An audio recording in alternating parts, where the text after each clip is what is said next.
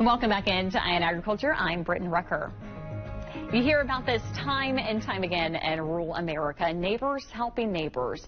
And now that was the case this week in Ohio. A devastating fire ripped through a dairy farm, leaving the family scrambling to find a place for cows in need of milking.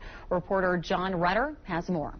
It's not quite as simple as it sounds, finding backup lodging for not just one, but hundreds of dairy cows. The hardest part was finding places that had milking parlors to milk the cows. You know, that's the biggest thing is why we had to move these. We had to get them milked. Late Sunday night, a fire tore through the Comp Dairy Farm in Ashtabula County, leaving the fifth-generation dairy farmers looking for someone to take in its more than 1,000 cows. Cows are consistent and they thrive off of comfort.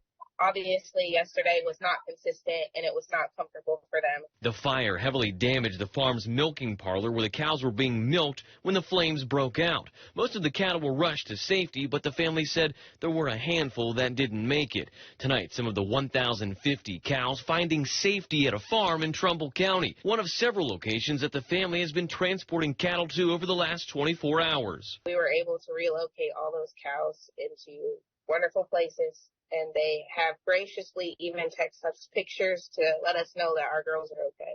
The people who were able to keep our cows consistent and comfortable, it was absolutely amazing. The family says they still have dry cows that they kept at the farm and heifers who aren't in need of milking. Their priority is making sure the cattle that were moved are comfortable and still producing milk. They've all been milked multiple times.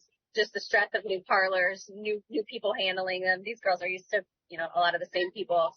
And then just transportation, that's all very stressful. So I'm sure production was down. The farm says they're not sure when the milking parlor will be back up and running. They're still in the process of assessing the damage, but thankful for the support from the agricultural community. John Rutter, WKBN 27 First News.